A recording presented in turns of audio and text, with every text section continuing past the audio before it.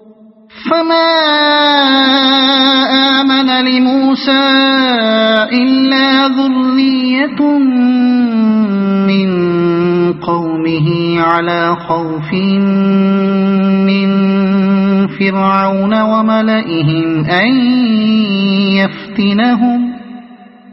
وَإِنَّ فِرْعَوْنَ لَعَالٍ فِي الْأَرْضِ وَإِنَّهُ لَمِنَ الْمُسْرِفِينَ۔ پھر دیکھو کہ موسیٰ کو اس کی قوم میں سے چند نوجوانوں کے سوا کسی نے نہ مانا، فرعون کے ڈر سے اور خود اپنی قوم کے سربرآوردہ لوگوں کے ڈر سے، جنہیں خوف تھا کہ فرعون ان کو عذاب میں مبتلا کرے گا۔ اور واقعہ یہ ہے کہ فرعون زمین میں غلبہ رکھتا تھا اور وہ ان لوگوں میں سے تھا جو کسی حد پر رکتے نہیں ہیں۔ موسیٰ کو اس کی قوم میں سے چند نوجوانوں، متن میں لفظ ذریتن استعمال ہوا ہے جس کے معنی اولاد کے ہیں۔ ہم نے اس کا ترجمہ نوجوان کیا ہے، مگر دراصل اس خاص لفظ کے استعمال سے جو بات قرآن مجید بیان کرنا چاہتا ہے وہ یہ ہے کہ اس پرخطر زمانے میں حق کا ساتھ دینے اور علم بردار حق کو اپنا رہنما تسلیم کرنے کی جرت چند لڑکوں اور لڑکیوں نے تو کی، مگر ماؤں اور باپوں اور قوم کے سن رسیدہ لوگوں کو اس کی توفیق نصیب نہ ہوئی۔ ان پر مصلحت پرستی اور دنیاوی اغراض کی بندگی اور عافیت کوشی کچھ اس طرح چھائی رہی کہ وہ ایسے حق کا ساتھ دینے پر آمادہ نہ ہوئے جس کا راستہ ان کو خطرات سے پر نظر آ رہا تھا، بلکہ وہ الٹے نوجوانوں ہی کو روکتے رہے کہ موسیٰ کے قریب نہ جاؤ ورنہ تم خود بھی فرعون کے غضب میں مبتلا ہوگے اور ہم پر بھی آفت لاؤ گے۔ یہ بات خاص طور پر قرآن نے نمایاں کر کے اس لیے پیش کی ہے کہ مکے کی آبادی میں سے بھی محمد صلی اللہ علیہ وسلم کا ساتھ دینے کے لیے جو لوگ آگے بڑھے تھے وہ قوم کے بڑے بوڑھے اور سن رسیدہ لوگ نہ تھے بلکہ چند باہمت نوجوان ہی تھے۔ وہ ابتدائی مسلمان جو ان آیات کے نزول کے وقت ساری قوم کی شدید مخالفت کے مقابلے میں صداقت اسلامی کی حمایت کر رہے تھے اور ظلم و ستم کے اس طوفان میں جن کے سینے اسلام کے لیے سپر بنے ہوئے تھے ان میں مصلحت کوش بوڑھا کوئی نہ تھا، سب کے سب جوان لوگ ہی تھے۔ علی ابن ابی طالب رضی اللہ عنہ، جعفر طیار رضی اللہ عنہ، زبیر رضی اللہ عنہ، طلحہ رضی اللہ عنہ، سعد بن ابی وقاص رضی اللہ عنہ، مصعب بن عمیر رضی اللہ عنہ، عبداللہ ابن مسعود جیسے لوگ قبول اسلام کے وقت 20 سال سے کم عمر کے تھے۔ عبد الرحمن بن عوف رضی اللہ عنہ، بلال رضی اللہ عنہ اور صہیب رضی اللہ عنہ کی عمریں 20 اور 30 کے درمیان تھیں۔ ابو عبیدہ بن الجراح رضی اللہ عنہ، زید ابن حارثہ رضی اللہ عنہ، عثمان بن عفان رضی اللہ عنہ اور عمر فاروق رضی اللہ عنہ 30 اور 35 سال کے درمیان عمر کے تھے۔ ان سے زیادہ سن رسیدہ ابو بکر صدیق رضی اللہ عنہ تھے اور ان کی عمر بھی ایمان لانے کے وقت 38 سال سے زیادہ نہ تھی۔ ابتدائی مسلمانوں میں سے صرف ایک صحابی کا نام ہمیں ملتا ہے جن کی عمر نبی صلی اللہ علیہ وسلم سے زیادہ تھی، یعنی حضرت عبیدہ بن حارث مطلبی رضی اللہ عنہ، اور غالباً پورے گروہ میں ایک ہی صحابی حضور کے ہم عمر تھے، یعنی عمار ابن یاسر رضی اللہ عنہ۔ کسی نے نہ مانا۔ متن میں فما آمن لموسیٰ کے الفاظ ہیں۔ اس سے بعض لوگوں کو شبہ ہوا کہ شاید بنی اسرائیل سب کے سب کافر تھے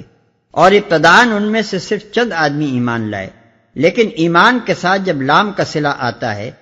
تو وہ بالعموم اطاعت و انقیاد کے معنی دیتا ہے، یعنی کسی کی بات ماننا اور اس کے کہے پر چلنا۔ پس دراصل ان الفاظ کا مفہوم یہ ہے کہ چند نوجوانوں کو چھوڑ کر بنی اسرائیل کی پوری قوم میں سے کوئی بھی اس بات پر آمادہ نہ ہوا کہ حضرت موسیٰ علیہ السلام کو اپنا رہبر و پیشوا مان کر ان کی پیروی اختیار کر لیتا اور اس دعوت اسلامی کے کام میں ان کا ساتھ دیتا۔ پھر بعد کے فقرے نے اس بات کو واضح کر دیا کہ ان کے اس طرز عمل کی اصل وجہ یہ نہ تھی کہ انہیں حضرت موسیٰ علیہ السلام کے صادق اور ان کی دعوت کے حق ہونے میں کوئی شک تھا، بلکہ اس کی وجہ صرف یہ تھی کہ وہ اور خصوصاً ان کے اکابر و اشراف حضرت موسیٰ علیہ السلام کا ساتھ دے کر اپنے آپ کو فرعون کی سختگیری کے خطرے میں ڈالنے کے لیے تیار نہ تھے۔ اگرچہ یہ لوگ نسلی اور مذہبی دونوں حیثیتوں سے ابراہیم، اسحاق، یعقوب اور یوسف علیہ السلام کے امتی تھے اور اس بنا پر ظاہر ہے کہ سب مسلمان تھے، لیکن ایک مدت دراز کے اخلاقی انحطاط نے اور اس پست ہمتی نے جو زیر دستی سے پیدا ہوئی تھی ان میں اتنا بلبوتا باقی نہ چھوڑا تھا کہ کفر و ضلالت کی فرمانروائی کے مقابلے میں ایمان و ہدایت کا علم لے کر خود اٹھتے یا جو اٹھا تھا اس کا ساتھ دیتے۔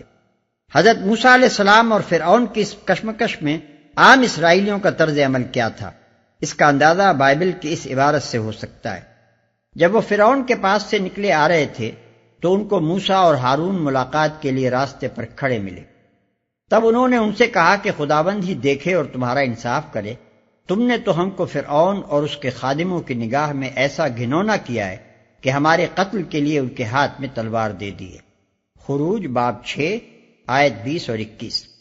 تلمود میں لکھا ہے کہ بنی اسرائیل موسیٰ اور ہارون علیہ السلام سے کہتے تھے، ہماری مثال تو ایسی ہے جیسے ایک بھیڑیے نے بکری کو پکڑا اور چرواہے نے آ کر اس کو بچانے کی کوشش کی اور دونوں کی کشمکش میں بکری کے ٹکڑے اڑ گئے۔ بس اسی طرح تمہاری اور فرعون کی کھینچتان میں ہمارا کام تمام ہو کر رہے گا۔ انہی باتوں کی طرف سورہ اعراف میں بھی اشارہ کیا گیا ہے کہ بنی اسرائیل نے حضرت موسیٰ علیہ السلام سے کہا کہ اوذینا من قبل ان تأتینا ومن بعد ما جئتنا، آیت 129۔ وہ ان لوگوں میں سے تھا جو کسی حد پر رکتے نہیں ہیں۔ متن میں لفظ مسرفین استعمال ہوا ہے جس کے معنی ہے حد سے تجاوز کرنے والا، مگر اس لفظی ترجمے سے اس کی اصل روح نمایاں نہیں ہوتی۔ مسرفین سے مراد دراصل وہ لوگ ہیں جو اپنے مطلب کے لیے کسی برے سے برے طریقے کو بھی اختیار کرنے میں تعامل نہیں کرتے، کسی ظلم اور کسی بد اخلاقی اور کسی وحشت و بربریت کے ارتکاب سے نہیں چوکتے، اپنی خواہشات کے پیچھے ہر انتہا تک جا سکتے ہیں، ان کے لیے کوئی حد نہیں جس پر جا کر وہ رک جائیں۔ وقال موسى يا قوم إن كنتم آمنتم بالله فعليه توكلوا إن كنتم مسلمين۔ موسیٰ نے اپنی قوم سے کہا کہ لوگو، اگر تم واقعی اللہ پر ایمان رکھتے ہو تو اس پر بھروسہ کرو اگر مسلمان ہو۔ ظاہر ہے کہ یہ الفاظ کسی کافر قوم کو خطاب کر کے نہیں کہے جا سکتے۔ حضرت موسیٰ علیہ السلام کا یہ ارشاد صاف بتا رہا ہے کہ بنی اسرائیل کی پوری قوم اس وقت مسلمان تھی، اور حضرت موسیٰ علیہ السلام ان کو یہ تلقین فرما رہے تھے کہ اگر تم واقعی مسلمان ہو جیسا کہ تمہارا دعویٰ ہے تو فرعون کی طاقت سے خوف نہ کھاؤ بلکہ اللہ کی طاقت پر بھروسہ کرو۔ فقالوا على الله توكلنا ربنا لا تجعلنا فتنة للقوم الظالمين ونجنا برحمتك من القوم الكافرين۔ انہوں نے جواب دیا، ہم نے اللہ ہی پر بھروسہ کیا، اے ہمارے رب ہمیں ظالم لوگوں کے لیے فتنہ نہ بنا اور اپنی رحمت سے ہم کو کافروں سے نجات دے۔ یہ جواب ان نوجوانوں کا تھا جو موسیٰ علیہ السلام کا ساتھ دینے پر آمادہ ہوئے تھے۔ یہاں قالو کی ضمیر قوم کی طرف نہیں بلکہ ذریہ کی طرف پھر رہی ہے، جیسا کہ سیاق کلام سے خود ظاہر ہے۔ ہمیں ظالم لوگوں کے لیے فتنہ نہ بنا۔ ان صادق الایمان نوجوانوں کی یہ دعا کہ ہمیں ظالم لوگوں کے لیے فتنہ نہ بنا بڑے وسیع مفہوم پر حاوی ہے۔ گمراہی کے عام غلبہ و تسلط کی حالت میں جب کچھ لوگ قیام حق کے لیے اٹھتے ہیں تو انہیں مختلف قسم کے ظالموں سے سابقہ پیش آتا ہے۔ ایک طرف باطل کے اصلی علمبردار ہوتے ہیں جو پوری طاقت سے ان داعیان حق کو کچل دینا چاہتے ہیں، دوسری طرف نام نہاد حق پرستوں کا ایک اچھا خاصا گروہ ہوتا ہے جو حق کو ماننے کا دعویٰ تو کرتا ہے مگر باطل کی قاہرانہ فرمانروائی کے مقابلے میں اقامت حق کی صحیح کو غیر واجب، لا حاصل یا حماقت سمجھتا ہے، اور اس کی انتہائی کوشش یہ ہوتی ہے کہ اپنی اس خیانت کو جو وہ حق کے ساتھ کر رہا ہے کسی نہ کسی طرح درست ثابت کر دے، اور ان لوگوں کو الٹا برسر باطل ثابت کر کے اپنے ضمیر کی اس خلش کو مٹائے جو ان کی دعوت اقامت دین حق سے اس کے دل کی گہرائیوں میں جلی یا خفی طور پر پیدا ہوتی ہے۔ تیسری طرف عامت الناس ہوتے ہیں جو الگ کھڑے تماشا دیکھ رہے ہوتے ہیں، اور ان کا ووٹ آخر کار اسی طاقت کے حق میں پڑا کرتا ہے جس کا پلہ بھاری رہے، خواہ وہ طاقت حق ہو یا باطل۔ اس صورتحال میں ان داعیان حق کی ہر ناکامی، ہر مصیبت، ہر غلطی، ہر کمزوری اور ہر خامی ان مختلف گروہوں کے لیے مختلف طور پر فتنہ بن جاتی ہے۔ وہ کچل ڈالے جائیں یا شکست کھا جائیں تو پہلا گروہ کہتا ہے کہ حق ہمارے ساتھ تھا، نہ کہ ان بے وقوفوں کے ساتھ جو ناکام ہو گئے۔ دوسرا گروہ کہتا ہے کہ دیکھ لیا، ہم نہ کہتے تھے کہ ایسی بڑی بڑی طاقت سے ٹکرانے کا حاصل چند قیمتی جانوں کی ہلاکت کے سوا کچھ نہ ہوگا، اور آخر کار اس تہلکے میں اپنے آپ کو ڈالنے کا ہمیں شریعت نے مکلف ہی کب کیا تھا۔ دین کے کم سے کم ضروری مطالبات تو ان عقائد و اعمال سے پورے ہو ہی رہے تھے جن کی اجازت فرائض وقت نے دے رکھی تھی۔ تیسرا گروہ فیصلہ کر دیتا ہے کہ حق وہی ہے جو غالب رہا۔ اسی طرح اگر وہ اپنی دعوت کے کام میں کوئی غلطی کر جائیں یا مصائب و مشکلات کی سہار نہ ہونے کی وجہ سے کمزوری دکھا جائیں، یا ان سے بلکہ ان کے کسی ایک فرد سے بھی کسی اخلاقی عیب کا صدور ہو جائے، تو بہت سے لوگوں کے لیے باطل سے چمٹے رہنے کے ہزار بہانے نکل آتے ہیں، اور پھر اس دعوت کی ناکامی کے بعد مدت ہائے دراز تک کسی دوسری دعوت حق کے اٹھنے کا امکان باقی نہیں رہتا۔ بس یہ بڑی معنی خیز دعا تھی جو موسیٰ علیہ السلام کے ان ساتھیوں نے مانگی تھی کہ خدایا ہم پر ایسا فضل فرما کہ ہم ظالموں کے لیے فتنہ بن کر نہ رہ جائیں، یعنی ہم کو غلطیوں سے، خامیوں سے، کمزوریوں سے بچا، اور ہماری صحیح کو دنیا میں برابر کر دے، تاکہ ہمارا وجود تیری خلق کے لیے سبب خیر بنے، نہ کہ ظالموں کے لیے وسیلہ شر۔ وَأَوْحَيْنَا إِلَى مُوسَى وَأَخِيهِ أَن تَبَوَّآ لِقَوْمِكُمَا بِمِصْرَ بُيُوتًا وَاجْعَلُوا بُيُوتَكُمْ قِبْلَةً وَأَقِيمُوا الصَّلَاةَ وَبَشِّرِ الْمُؤْمِنِينَ۔ اور ہم نے موسیٰ اور اس کے بھائی کو اشارہ کیا کہ مصر میں چند مکان اپنی قوم کے لیے مہیا کرو، اور اپنے ان مکانوں کو قبلہ ٹھہرا لو، اور نماز قائم کرو، اور اہل ایمان کو بشارت دے دو، اور نماز قائم کرو۔ اس آیت کے مفہوم میں مفسرین کے درمیان اختلاف ہے، اس کے الفاظ پر اور اس ماحول پر جس میں یہ الفاظ ارشاد فرمائے گئے تھے۔ غور کرنے سے میں یہ سمجھا ہوں کہ غالباً مصر میں حکومت کے تشدد سے اور خود بنی اسرائیل کے اپنے ضعف ایمانی کی وجہ سے اسرائیلی اور مصری مسلمانوں کے ہاں نماز باجماعت کا نظام ختم ہو چکا تھا، اور یہ ان کے شیرادے کے بکھرنے اور ان کی دینی روح پر موت طاری ہو جانے کا ایک بہت بڑا سبب تھا۔ اس لیے حضرت موسیٰ علیہ السلام کو حکم دیا گیا کہ اس نظام کو اثر نو قائم کریں، اور مصر میں چند مکان اس غرض کے لیے تعمیر یا تجویز کر لیں کہ وہاں اجتماعی نماز ادا کی جایا کرے، کیونکہ ایک بگڑی ہوئی اور بکھری ہوئی مسلمان قوم میں دینی روح کو پھر سے زندہ کرنے اور اس کی منتشر طاقت کو اثرنو مجتمع کرنے کے لیے اسلامی طرز پر جو کوشش بھی کی جائے گی، اس کا پہلا قدم لازماً یہی ہوگا کہ اس میں نماز باجماعت کا نظام قائم کیا جائے۔ ان مکانوں کو قبلہ ٹھہرانے کا مفہوم میرے نزدیک یہ ہے کہ ان مکانوں کو ساری قوم کے لیے مرکز اور مرجع ٹھہرایا جائے، اور اس کے بعد ہی نماز قائم کرو کہنے کا مطلب یہ ہے کہ متفرق طور پر اپنی اپنی جگہ نماز پڑھ لینے کے بجائے لوگ ان مقرر مقامات پر جمع ہو کر نماز پڑھا کریں، کیونکہ قرآن کی اصطلاح میں اقامت صلاۃ جس چیز کا نام ہے اس کے مفہوم میں لازماً نماز باجماعت بھی شامل۔ بشارت دے دو، یعنی اہل ایمان پر مایوسی، مروبیت اور پژمردگی کی جو کیفیت اس وقت چھائی ہوئی ہے اسے دور کرو، انہیں پر امید بناؤ، ان کی ہمت بندھاؤ اور ان کا حوصلہ بڑھاؤ۔ بشارت دینے کے لفظ میں یہ سب معنی شامل ہیں۔ وقال موسى ربنا إنك آتيت فرعون وملأه زينة وأموالا في الحياة الدنيا ربنا ليضلوا عن سبيلك ربنا اطمس على أموالهم واشدد على قلوبهم فلا يؤمنوا حتى يروا العذاب الأليم۔ موسیٰ نے دعا کی، اے ہمارے رب، تو نے فرعون اور اس کے سرداروں کو دنیا کی زندگی میں زینت اور اموال سے نواز رکھا ہے، اے رب کیا یہ اس لیے ہے کہ وہ لوگوں کو تیری راہ سے بھٹکائیں؟ اے رب ان کے مال غارت کر دے اور ان کے دلوں پر ایسی مہر کر دے کہ ایمان نہ لائیں جب تک دردناک عذاب نہ دیکھ لیں۔ موسیٰ نے دعا کی۔ اوپر کی آیات حضرت موسیٰ علیہ السلام کی دعوت کے ابتدائی دور سے تعلق رکھتی ہیں، اور یہ دعا زمانہ قیام مصر کے بالکل آخری زمانے کی ہے، بیچ میں کئی برس کا طویل فاصلہ ہے جس کی تفصیلات کو یہاں نظر انداز کر دیا گیا ہے۔ دوسرے مقامات پر قرآن مجید میں اس بیچ کے دور کا بھی مفصل حال بیان ہوا ہے۔ زینت یعنی ٹھاٹھ، شان و شوکت اور تمدن و تہذیب کی وہ خوشنمائی جس کی وجہ سے دنیا ان پر اور ان کے طور طریقوں پر ریجھتی ہے اور ہر شخص کا دل چاہتا ہے کہ ویسا ہی بن جائے جیسے وہ ہیں۔ اموال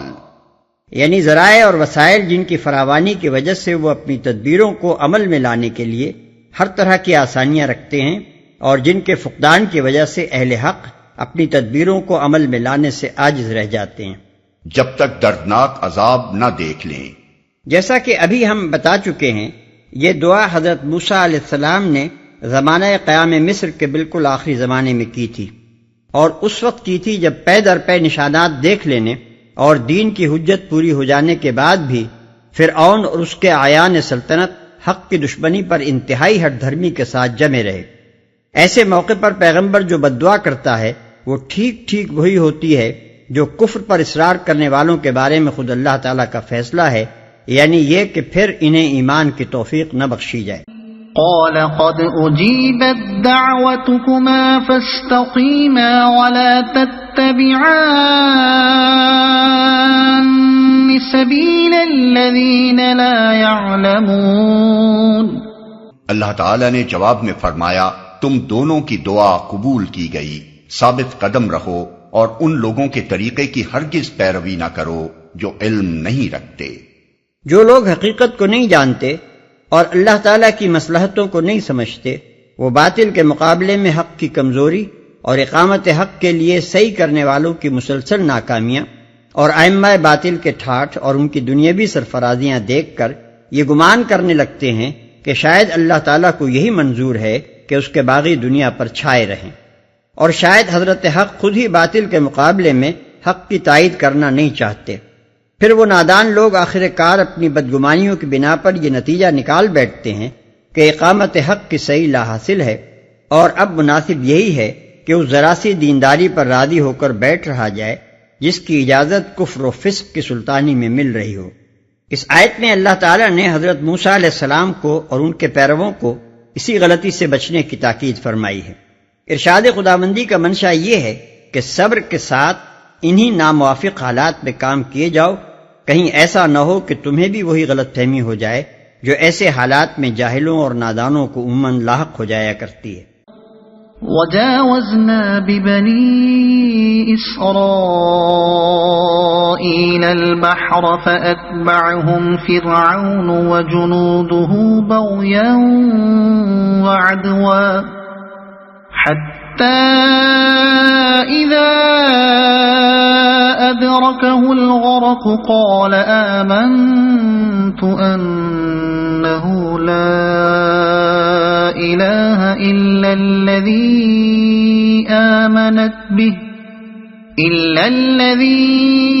آمنت به بنو إسرائيل وأنا من المسلمين۔ اور ہم بنی اسرائیل کو سمندر سے گزار لے گئے، پھر فرعون اور اس کے لشکر ظلم اور زیادتی کی غرض سے ان کے پیچھے چلے، حتیٰ کہ جب فرعون ڈوبنے لگا تو بول اٹھا، میں نے مان لیا کہ خداوند حقیقی اس کے سوا کوئی نہیں ہے جس پر بنی اسرائیل ایمان لائے، اور میں بھی سر اطاعت جھکا دینے والوں میں سے ہوں۔ بائبل میں اس واقعے کا کوئی ذکر نہیں ہے، مگر تلمود میں تصریح ہے کہ ڈوبتے وقت فرعون نے کہا، میں تجھ پر ایمان لاتا ہوں، اے خداوند تیرے سوا کوئی خدا نہیں۔ الآن وقد عصيت قبل وكنت من المفسدين فاليوم ننجيك ببدنك لتكون لمن خلفك آية وإن كثيرا من الناس عن آياتنا لغافلون۔ جواب دیا گیا، اب ایمان لاتا ہے، حالانکہ اس سے پہلے تک تو نافرمانی کرتا رہا اور فساد برپا کرنے والوں میں سے تھا۔ اب تو ہم صرف تیری لاش ہی کو بچائیں گے تاکہ تو بعد کی نسلوں کے لیے نشان عبرت بنے۔ اگرچہ بہت سے انسان ایسے ہیں جو ہماری نشانیوں سے غفلت برتتے ہیں۔ نشان عبرت بنے۔ آج تک وہ مقام جزیرہ نمائے سینا کے مغربی ساحل پر موجود ہے جہاں فرعون کی لاش سمندر میں تیرتی ہوئی پائی گئی تھی۔ اس کو موجودہ زمانے میں جبل فرعون کہتے ہیں، اور اسی کے قریب ایک گرم چشمہ ہے جس کو مقامی آبادی نے حمام فرعون کے نام سے موسوم کر رکھا ہے۔ اس کی جائے وقوع ابو زنیمہ سے چند میل اوپر شمال کی جانب ہے، اور علاقے کے باشندے اسی جگہ کی نشاندہی کرتے ہیں کہ فرعون کی لاش یہاں پڑی ہوئی ملی تھی۔ اگر یہ ڈوبنے والا وہی فرعون منفتح ہے جس کو زمانہ حال کی تحقیق میں فرعون موسیٰ قرار دیا ہے، تو اس کی لاش آج تک قاہرہ کے عجائب خانے میں موجود ہے۔ 1907 میں سر گریفٹن ایلیٹ اسمتھ نے اس کی ممی پر سے جب پٹیاں کھولی تھیں تو اس کی لاش پر نمک کی ایک تہ جمی ہوئی پائی گئی تھی جو کھاری پانی میں اس کی غرقابی کی ایک کھلی علامت تھی۔ جو ہماری نشانیوں سے غفلت برتتے ہیں، یعنی ہم تو سبق آموز اور عبرت انگیز نشانات دکھائے ہی جائیں گے، اگرچہ اکثر انسانوں کا حال یہ ہے کہ کسی بڑی سے بڑی عبرتناک نشانی کو دیکھ کر بھی ان کی آنکھیں نہیں کھلتی۔